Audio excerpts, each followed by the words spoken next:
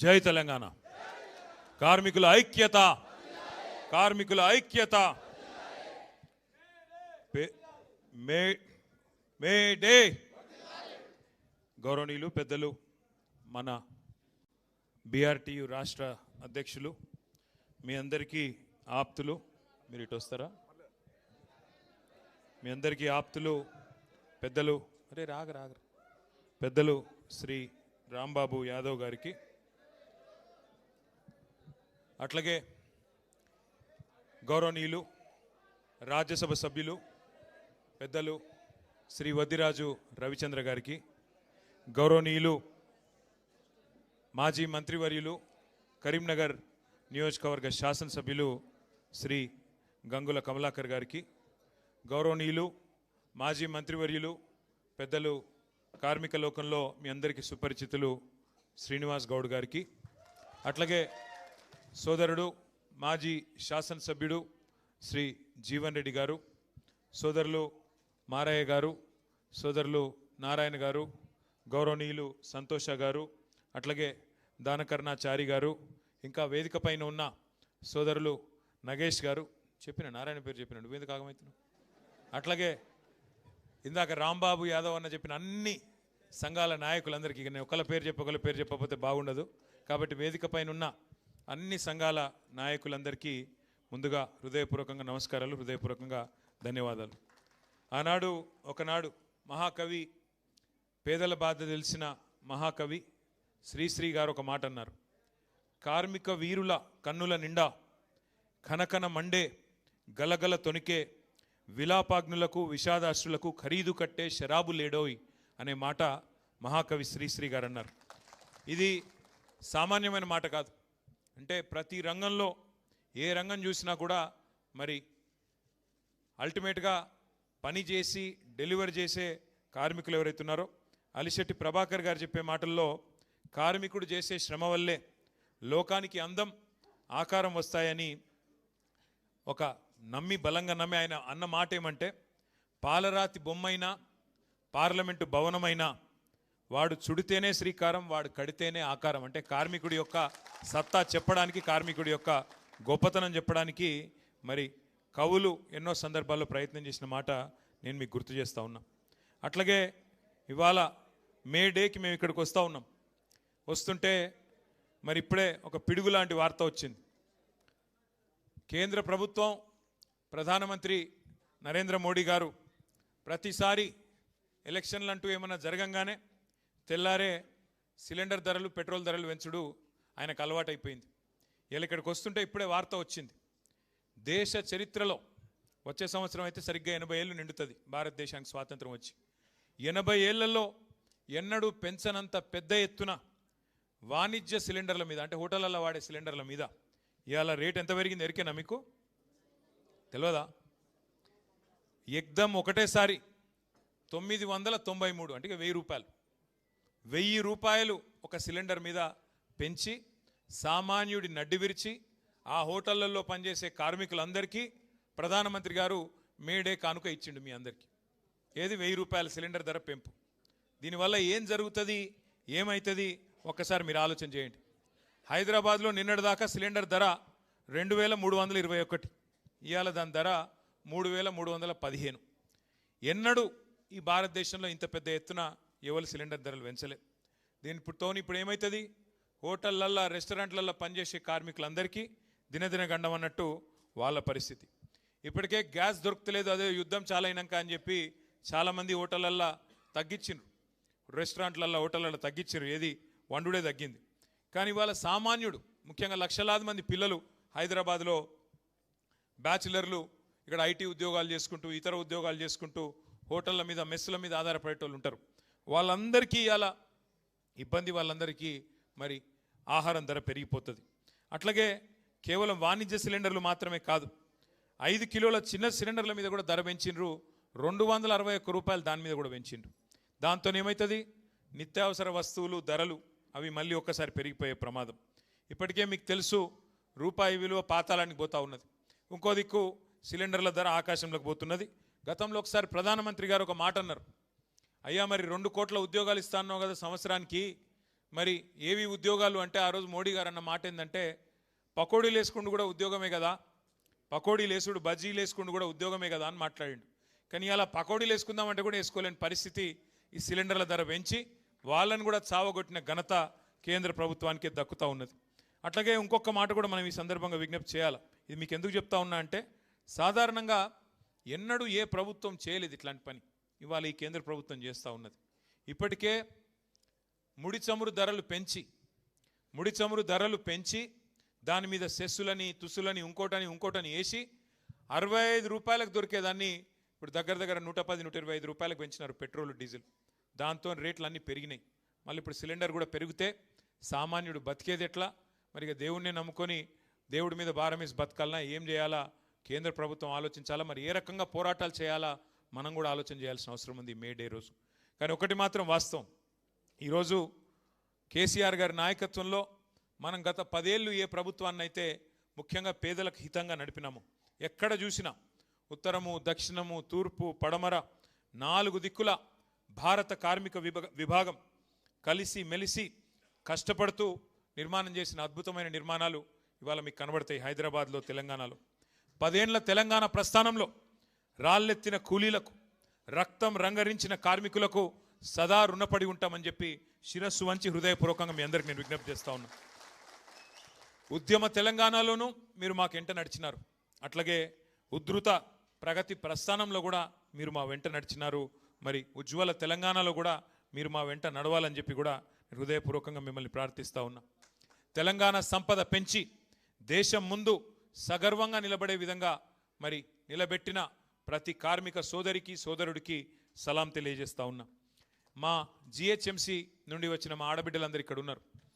బహుశా నాకు తెలిసి భారతదేశ చరిత్రలో ఏ ముఖ్యమంత్రి గారు కూడా ఈ శ్రమజీవుల విలువని శ్రమజీవుల వారు చేస్తున్న కాంట్రిబ్యూషన్ను కేసీఆర్ గారు గుర్తించిన వాళ్ళు లేరు.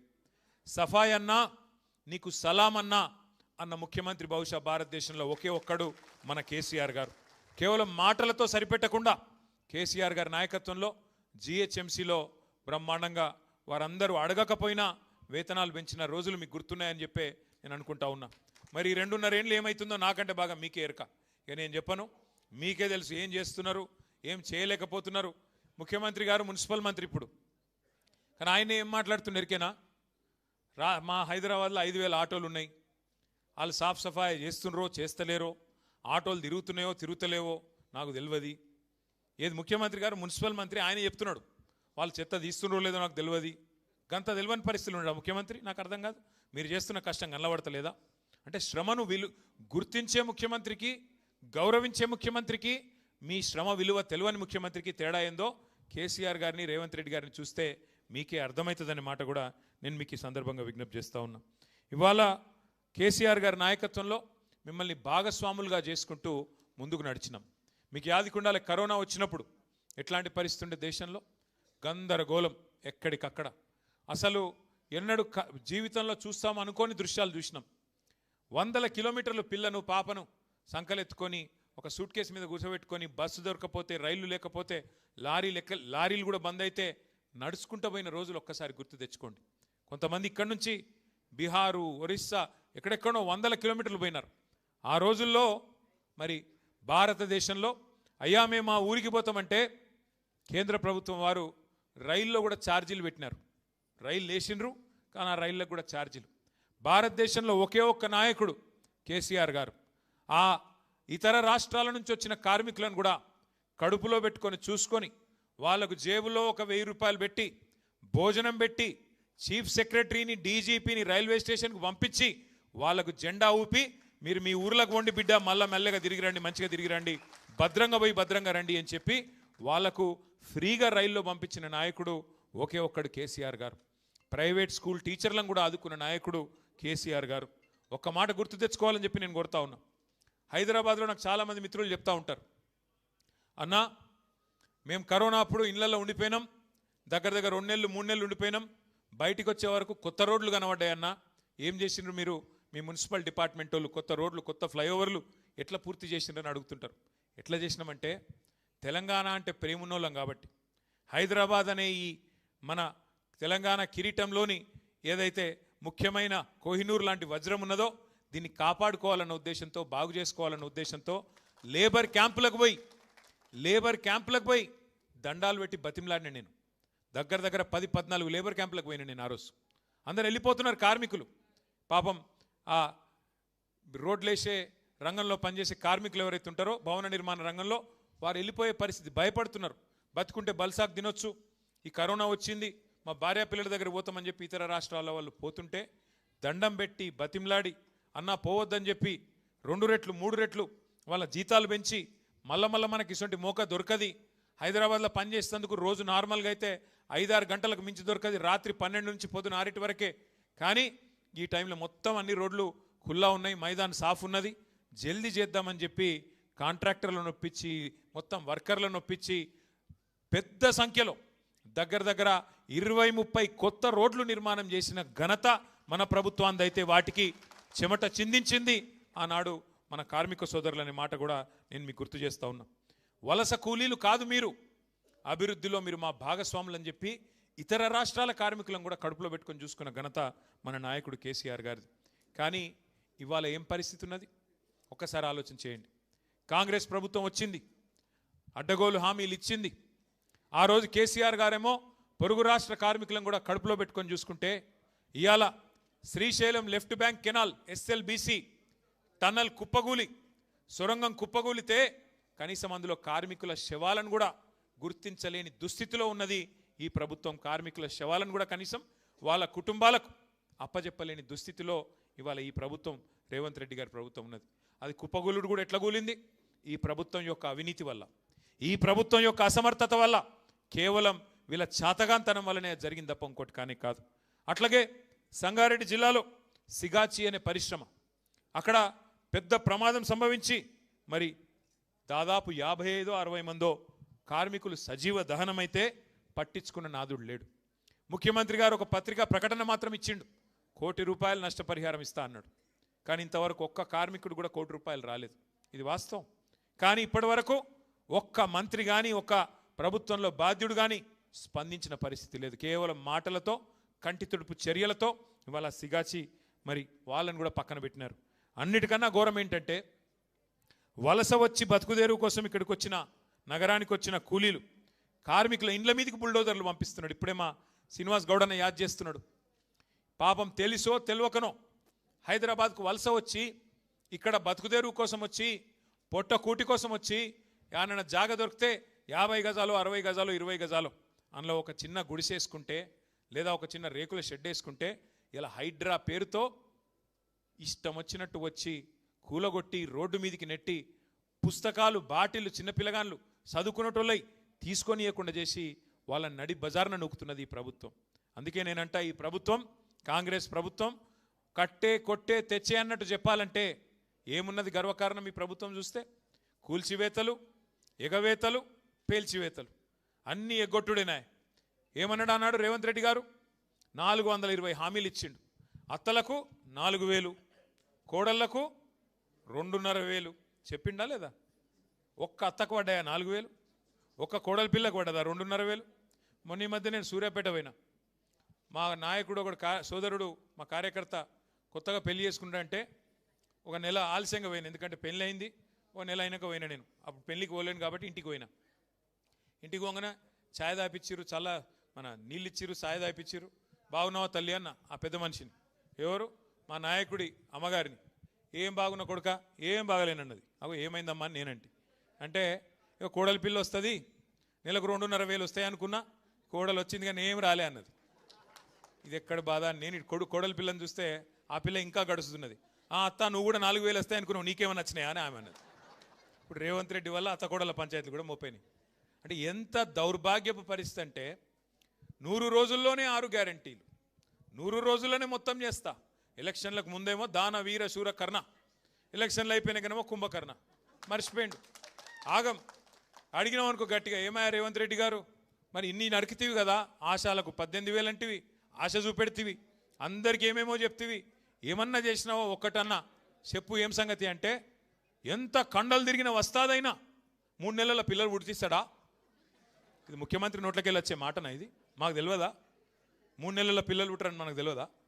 ఎవరి కింద కూర్చున్న వాళ్ళకి ఎవరికి అర్థం కాదా? ముఖ్యమంత్రి నోట్లకి వెళ్ళి వచ్చే మాట మరి ఎవడు చెప్పమన్నాడు నిన్ను? 90 రోజుల్లో చేస్తా, 99 రోజుల్లో చేస్తా, బాండ్ పేపర్లు ఎందుకు రాసిరు? జేమ్స్ బాండ్ లెక్క. మీ ఆయన చెప్పింది కదా డిప్యూటీ సీఎం, భద్రంగా పెట్టుకోండి కార్డులు, భద్రంగా దాచిపెట్టుకోండి 90 రోజులు.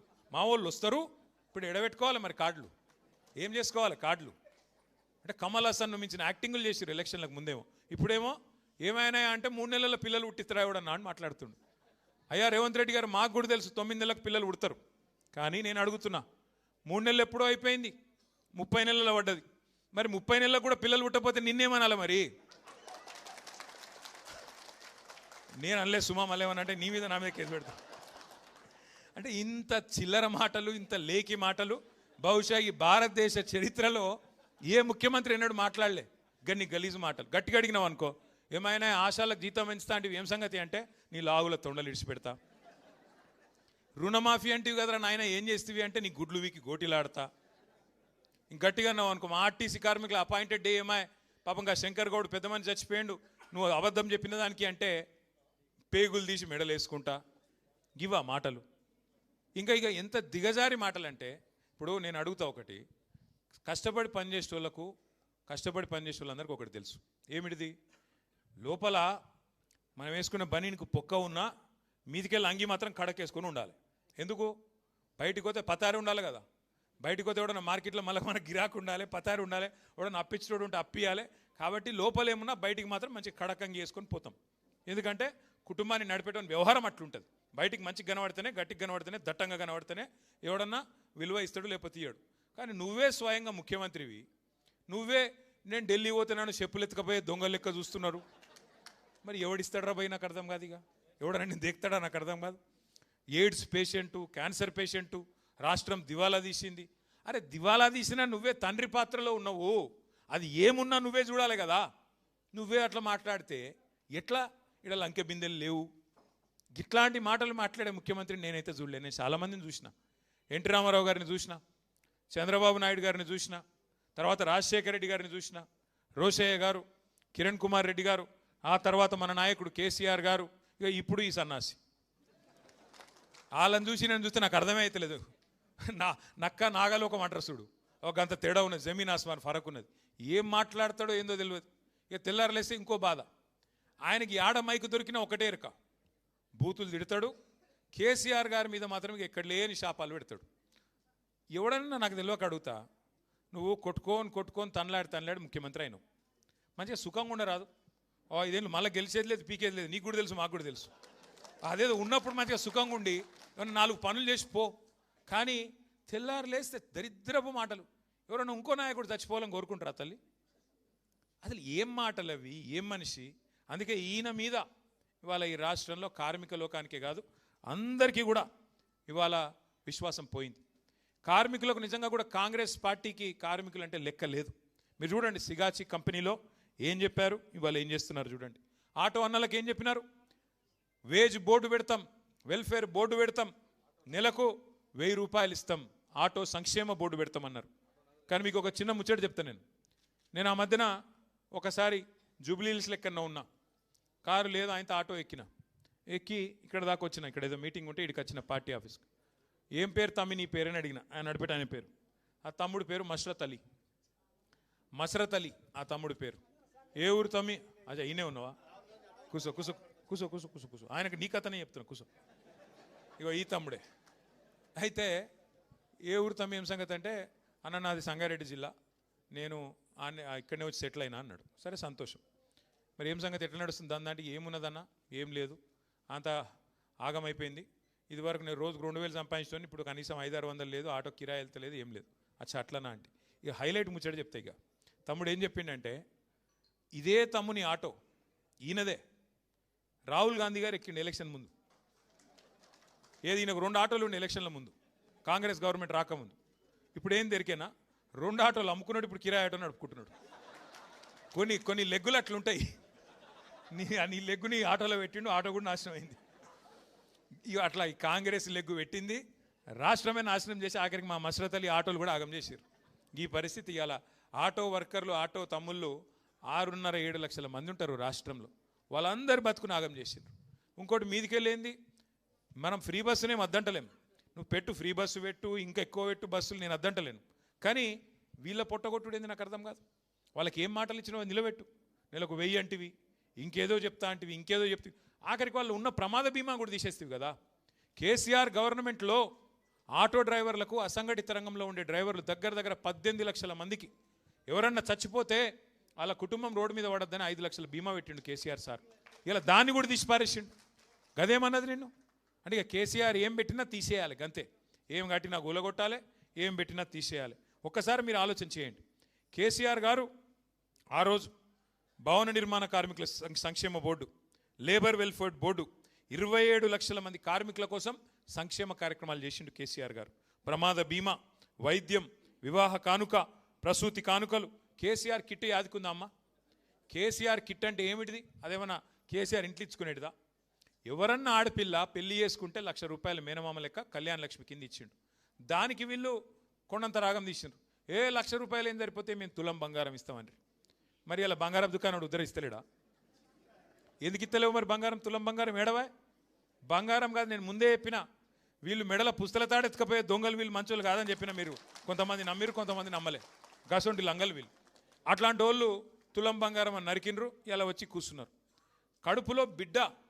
కడుపులో లగ్గమైన తర్వాత కడుపులో బిడ్డ పడితే ఆ బిడ్డ గవర్నమెంట్ ఆసుపత్రిలో ప్రసూతికి పోతే ఆడపిల్ల ఉడితే మహాలక్ష్మి ఉట్టిందని చెప్పి ₹13,000 ఇచ్చి, మగపిల్లగాడు ఉడితే ₹12,000 ఇచ్చి, దాని వెనుక కూడా కేసీఆర్ గారి గొప్పతనం ఏందో మీకు ఒక్క నిమిషం చెప్తాను. మేము అడిగిన మీ ప్రోగ్రాం పెట్టేటప్పుడు సార్ను, సార్ ఈ పైసలు ఇచ్చుడు ఎందుకు సార్? వాళ్ళ కేసీఆర్ కిట్ ఇచ్చి ఆ పిల్లగాలను ఆడుకునేందుకు గిల్క, ఆ పౌడరు, ఆ నూనె, షాంపూ అవి ఇస్తే సరిపోతుంది కదా, బెడ్డు గిడ్డు అని మేము అడిగినాం. సార్ ఏం చెప్పిండు ఎరికేనా? పేద ఇండ్లల్లో పిల్ల ప్రసూతికి వచ్చేదాకా, రేపు తెల్లారి డెలివరీ అనేదాకా పనిచేస్తారు. దిక్కు లేక, పైసలు లేక, ఆమె పని చేయకపోతే కుటుంబం నడవక ఆగమవుతారు. ఆ పిల్ల పని చేసుకుంటూ పోతే బిడ్డ ఆరోగ్యం దెబ్బతింటుంది, తల్లి ఆరోగ్యం దెబ్బతింటుంది. అందుకే మాతా శిశు మరణాలు పెరుగుతాయి. ఆ 6 నెలలు పని చేయకుండా నెలకు కనీసం ₹2,000 చొప్పున ప్రసూతికి ముందు, ప్రసూతి తర్వాత దానికోసం పైసలు ఇస్తున్నా అని చెప్పిండు. ఇంత ఆలోచన చేసిన ముఖ్యమంత్రి ఎవడన్నా ఉన్నాడా భారతదేశంలో? 12,000, 13,000 అంటే ఏదేదో మీ ఓట్ల కోసమో దానికోసమో ఎలక్షన్లో పెట్టించినవి కావు. కేవలం ఆడపిల్లల మీద గౌరవం, శ్రమజీవుల మీద ఉండే గౌరవంతో కేసీఆర్ గారు ఆనాడు మీరు ఇబ్బంది పడద్దు, ఆ పిల్ల తల్లి ఇబ్బంది పడద్దు అని చెప్పి ఆ ప్రోగ్రాం పెట్టిండు. ఇలా దాన్ని కూడా తీసేసిండు. పేరు మార్చుకొని నేను అద్దనన్నా? కేసీఆర్ కిట్ కాకపోతే రాహుల్ గాంధీ కిట్ అని పెట్టుకుని అద్దనన్నా?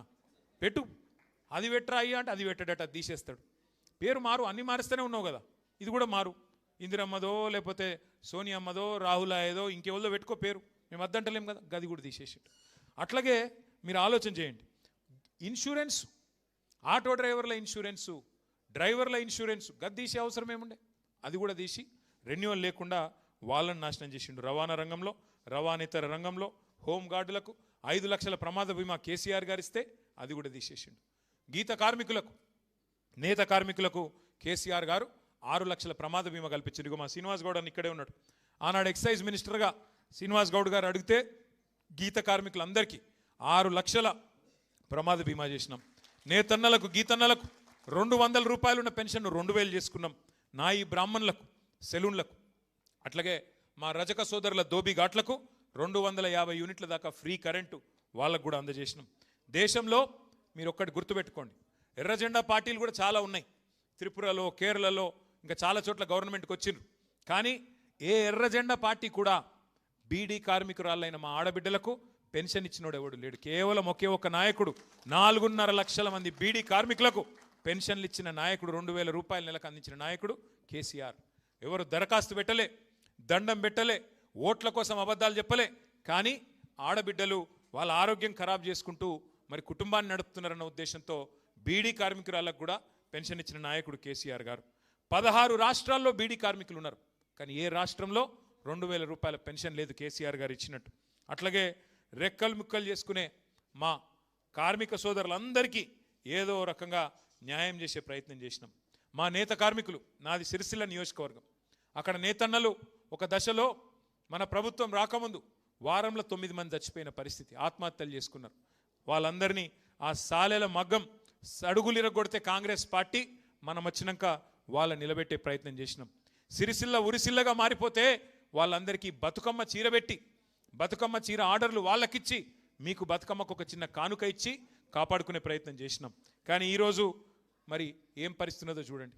బతుకమ్మ చీర బంద్ అయింది, రంజాన్ తోఫా బంద్ అయింది, క్రిస్మస్ కానుక కూడా బంద్ అయింది. ఇవాళ మా సిరిసిల్లలో మళ్ళీ మరణ మృదంగం మారు మోగుతున్నది. టెస్కోకు ఆర్డర్లు ఇయ్యరట, కార్మికులకు ఆర్డర్లు ఇస్తే తప్పట, పెద్ద పెద్ద కాంట్రాక్టర్లకు ఇవ్వాలంట, కానీ చిన్నవాళ్లకు మాత్రం ఇవ్వకూడదంట. అట్లాగే మీకు తెలిసిందాక మా రాంబాబు అన్న చెప్పినాడు, అవుట్ సోర్సింగ్ అట్లాగే కాంట్రాక్ట్ ఉద్యోగులకు చరిత్రలో ఏ ప్రభుత్వం ఎన్నడూ కూడా మరి ప్రభుత్వ ఉద్యోగులతో సమానంగా ఫిట్మెంట్ ఇవ్వలేదు, పిఆర్సీ ఇవ్వలేదు.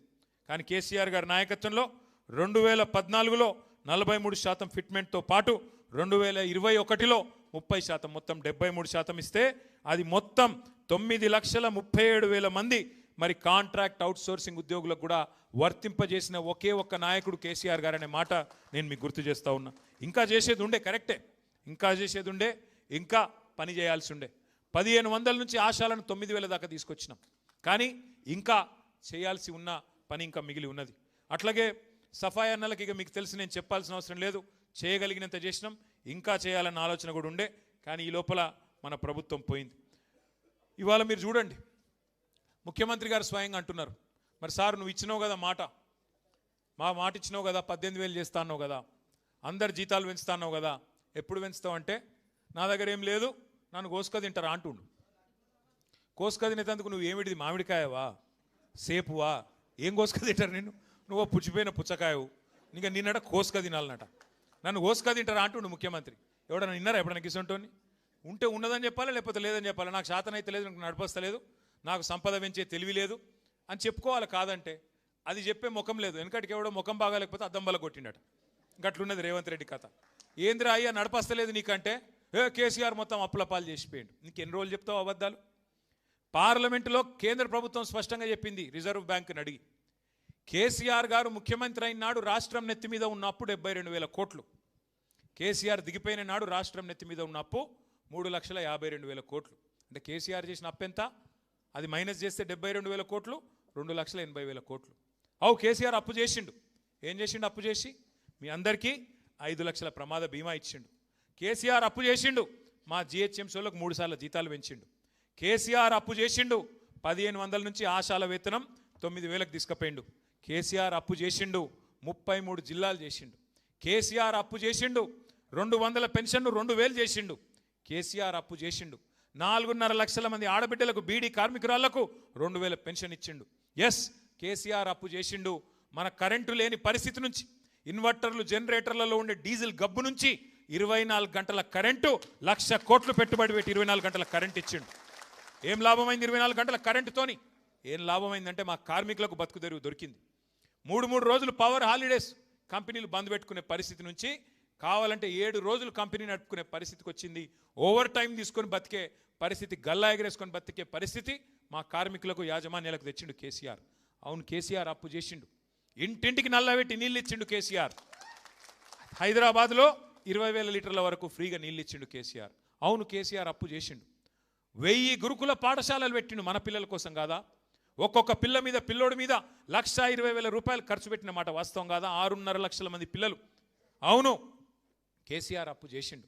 కాళేశ్వరం అనే ప్రాజెక్టు కట్టి హైదరాబాద్ నెత్తి మీద శాశ్వతంగా కుండబెట్టిండు. 45 లక్షల ఎకరాలకు సాగునీరు తెచ్చిండు కేసీఆర్. అప్పు చేసిన మాట వాస్తవం. ఇన్ని పనులు చేసిండు కేసీఆర్. కలెక్టర్లను తెచ్చి మీ ఇంటి ముంగట కూర్చోబెట్టిండు, మీ జిల్లాలలో ఎస్పీలను తెచ్చి మీ కాడ కూర్చోబెట్టిండు.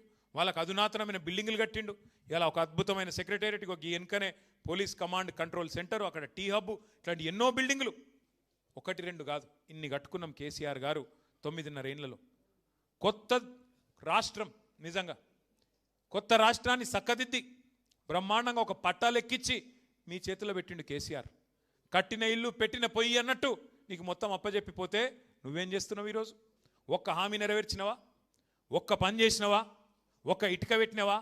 ఒక ఇల్లు కట్టినవా హైదరాబాద్లో? కానీ ఎన్ని కూలగొట్టినావు? కొన్ని వేల ఇల్లు కూలగొడతాడు. శనివారం వచ్చిందంటే, రేపు వచ్చిందిగా శనివారం, యాన్నో బుల్డోజర్ ఉరకాలే, కూలగొట్టాలి. ఏమాయా ముఖ్యమంత్రి గారు వాళ్ళు పేదవాళ్ళు ఏడుస్తున్నారంటే వాళ్ళ ఏడుపులోనే నాకు పైశాచిక ఆనందం ఉన్నది, నాకు తృప్తి అనిపిస్తున్నది, సాడిస్టిక్ ప్లెజర్ ఉన్నదని మాట్లాడుతున్నాడు. ఈ సొంటోని చూసిరా ఏమన్నా మీరు? వాడెవడో ఉండనట్టు ఇదివరకు హింసించే రాజు పులకేశి అని ఒక అట్లున్నాడు. ఈయన కూడా సేమ్ టు సేమ్ వాని తీయరాదు విని పెట్టరాదు. గసంటి ముఖ్యమంత్రి ఇవాళ మనకు దొరికినాడు. అందుకే నా అందరితో నా ప్రార్థన, ఉద్యోగ మిత్ర సర్కారు పోయింది, కార్మిక మిత్ర సర్కారు పోయింది, ఇలా కార్మికుల్ని వేధించే సర్కారు వచ్చింది. జీతాల పెంపు లేదు, ఇంకా కత్తిరించే ప్లాన్ చేస్తూ ఉన్నాడు. ఇంకా విశ్రాంత ఉద్యోగులకు, రిటైర్డ్ ఉద్యోగులకు రిటైర్మెంట్ బెనిఫిట్లు ఇవ్వాలని పరిస్థితి ఇవ్వాలి. వాళ్ళు లగ్గం చేసుకున్నా, వాళ్ళ పిల్లల లగ్గమైనా, ఇల్లు కట్టుకున్నా బెనిఫిట్స్ వాళ్ళకి రావాల్సినవి వాళ్ళు దాచుకున్నాయి, ఆ పైసలు కూడా ఇస్తలేడు.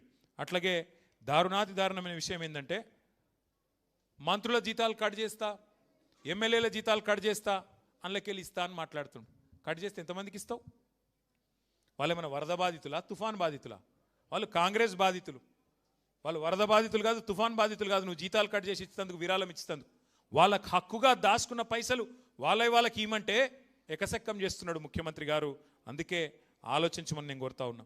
కాంగ్రెస్ వాళ్ళు అయినా కూడా మీరందరూ కూడా ఆలోచన చేయాలి. 24 గంటల కరెంట్ ఇచ్చి కేసీఆర్ గారు ఆదుకుంటే, పబ్లిక్ సెక్టర్ కండగా ఉండి ఎల్ఐసిని కాపాడి, అట్లాగే జెన్కోన్ కాపాడి, బిహెచ్ఈఎల్ని కాపాడి, వైజాగ్ స్టీల్ ప్లాంట్ అండగా నిలబడి, ఇన్ని ప్రభుత్వ రంగ సంస్థలకి అండగా కేసీఆర్ గారు నిలబడితే, ఈ ముఖ్యమంత్రి గారు మాత్రం ఇలా బడా కార్పొరేట్ సంస్థలకు కొమ్ముగాస్తూ మనకి ఇబ్బంది పెడతా ఉన్నాడు. సింగరేణిని చూడండి, ఒక ఎగ్జాంపుల్ మీకు. సింగరేణిని కేసీఆర్ గారు బ్రహ్మాండంగా కాపాడితే, ఈ ముఖ్యమంత్రి గారు వచ్చిన తర్వాత దాన్ని అమ్మేసే ప్రయత్నం చేస్తూ ఉన్నాడు. ఆర్టీసీని, విద్యుత్ రంగాన్ని కేసీఆర్ గారు కాపాడితే, ఇవాళ ఈ మూడింటిని ప్రైవేటీకరణ వైపు ఈ ముఖ్యమంత్రి గారు నడుపుతూ ఉన్నారు. అట్లాగే మీ అందరికీ తెలుసు, సింగరేణిలో కానీ, ప్రభుత్వ రంగ సంస్థల్లో కానీ కార్మికులు లేనిదే ఎక్కడా కూడా మరి పని జరగదు. అట్లాంటిది ఇప్పుడున్న పరిస్థితుల్లో ఒకవైపు రాష్ట్ర ప్రభుత్వం ఇట్లా పనిచేస్తుంటే, కేంద్ర ప్రభుత్వం మరొక వైపు సమ్మెట పోటులాగా లేబర్ కోడ్స్ అని తీసుకొచ్చి ఏకపక్షంగా మీరు పోరాడి సాధించుకున్న 44 చట్టాలను 4 కోడ్ల కింద మార్చి వాళ్ళు కూడా మీకు అన్యాయం చేసే ప్రయత్నం చేస్తూ ఉన్నారు. దానికోసం దేశవ్యాప్తంగా సమ్మె జరిగితే మన పార్టీ కూడా మద్దతు చెప్పింది. కానీ రేవంత్ రెడ్డి గారిని మేము అడిగినాం అసెంబ్లీలో, ఏమయ్యా చెప్పు మరి లేబర్ కోడ్ల మీద చెప్పు, కేంద్ర ప్రభుత్వం తెచ్చినంత మాత్రాన నువ్వు అమలు చేయాలన్నది ఏం లేదు, నువ్వు ఆపు, తెలంగాణలో నేను అమలు చెయ్యా అని చెప్పు అని చెప్పి అడిగితే సమాధానం లేదు. మోడీ గారు తానా అంటే ఈయన తందానా అంటున్నాడు తప్ప సమాధానం చెప్తలేడు. అట్లాగే ఆటో డ్రైవర్ల గురించి అయితే నేను చెప్పాల్సిన అవసరం లేదు. ఇవాళ దాదాపు 180 మంది ఆటో డ్రైవర్లు ఆత్మహత్యలు చేసుకున్న దుస్థితి. వాళ్ళ లిస్టు మొత్తం ప్రభుత్వానికి ఇచ్చినాం. ఇచ్చి అయ్యా ఆదుకోండి, వాళ్ళకు కనీసం నష్టపరిహారం ఇవ్వండి, కొంత కుటుంబాలకు అండగా నిలబడండి అంటే వాళ్ళని పట్టించుకున్న పరిస్థితి లేదు. ఇక ఆశాలు, అంగన్వాడీలు వాళ్ళ హక్కుల కోసం, మీరు ఇచ్చిన మాటల కోసం, కాంగ్రెస్ ప్రభుత్వం మేనిఫెస్టోలో చెప్పిన వాటి కోసం ధర్నా చేస్తే వాళ్ళ మీద దాడి చేసి, లాఠీచార్జ్ చేసి, హీనాతిహీనంగా ఆడపిల్లలను కూడా చూడకుండా అసభ్యంగా ప్రవర్తించి వాళ్ళని కూడా కొట్టించినారు. ఇక నేను ఇంత చెప్పుకుంటూ పోతే చాలా ఉన్నాయి. కానీ చివరగా నేను చెప్పేది ఒకటే, నేను అధికారం అనేది ఎవరికి శాశ్వతం కాదు. అధికారంలో మీ దయ ఉంటే ఉంటాం, లేదంటే పక్కకు కూర్చుంటాం. కానీ అధికారం వచ్చినప్పుడు ఏం చేస్తాం అన్నది పాయింట్. ఏం చేస్తాం? పేదలకు మంచిగా చేస్తామా లేదా, కడుపులో పెట్టుకొని చూసుకుంటామా లేదా, లేకపోతే మాటలు ఒకటి చెప్పి చేతలు ఒకటి చెప్పి మొత్తానికి అధికారమే మరి లక్ష్యంగా పెట్టుకొని, పైసల సంపాదన లక్ష్యంగా పెట్టుకొని పనిచేసి ఢిల్లీకి మూటలు పంపడమే పనిగా పెట్టుకుంటామా అన్నది పాయింట్. ఇవాళ ఈ ప్రభుత్వం యొక్క నిర్వాహకం చూసిన తర్వాత మా కార్మిక సోదరులను ఈ మేడే రోజు నేను ప్రార్థిస్తున్నది ఒకటి, మన కష్టాలు కడతేరాలి అంటే ఈ కాంగ్రెస్ బీజేపీల వల్ల కాదు. ఖచ్చితంగా మళ్ళీ తిరిగి కేసీఆర్ గారి నాయకత్వంలోనే తెలంగాణ ముందుకు పోతుంది. తెలంగాణలోని పేదలు బాగుంటారు. పేదల కష్టం తెలిసిన నాయకుడు, కార్మికుల కష్టం తెలిసిన నాయకుడు, కార్మికులను కడుపులో పెట్టుకొని చూసుకున్న నాయకుడు కేసీఆర్ గారి నాయకత్వంలో మాత్రమే మళ్ళీ మనకు న్యాయం జరుగుతుంది. అందుకే తిరిగి కేసీఆర్ గారిని తెచ్చుకుందాం. ఇంకొక 2 ఏళ్ళు ఉంది, ఊపిరి బిగబట్టుకోండి. కష్టం ఉంటుంది నాకు ఎరికే, కానీ ఒకసారి తప్పు చేస్తే 5 ఏళ్ళు వెయిట్ చేయాల్సిందే, తప్పదు. ఒకసారి మోసం జరిగితే 5 ఏళ్ళు ఆగం. కాబట్టి ఇంకొక 2 ఏళ్ళు ఉన్నది, వీళ్ళని భరించే పరిస్థితి. 2 ఏళ్ల తర్వాత మళ్ళీ కేసీఆర్ సార్ తప్పకుండా వస్తాడు. మన కార్మిక లోకానికి ఇదివరకు చేసిన దానికంటే 10 రెట్లు ఎక్కువ చేస్తామనే మాట కూడా మీ అందరికి కూడా విజ్ఞప్తి చేస్తూ, పెద్ద ఎత్తున తరలి వచ్చినారు, మీ అందరికి ధన్యవాదాలు. కానీ అక్కడ కూర్చొని బువ్వదిందామంటే ఓన్లీ నేను రాంబాబు అన్నకు చెప్పిన, అందరూ వచ్చి మీద పడితే ఆయన ఆగమవుతాం. మీరు ముందు ఎవరెవరినైతే అనుకున్నారో వారిని కూర్చోబెట్టండి. ఆ తర్వాత నేను కూడా వస్తాం, మనందరం కలిసి కూర్చొని కొద్దిసేపు భోజనం చేసి అందరితో మాట్లాడుకుందాం. మళ్ళొక్కసారి మీ అందరికి నమస్కారం. హాలిడే మీకు ఈరోజు అయినా వచ్చిండ్రు, అందుకే మీ అందరికి నమస్కారం, ధన్యవాదాలు. కార్మికుల ఐక్యత, కార్మికుల ఐక్యత. జై తెలంగాణ. కేసీఆర్ గారి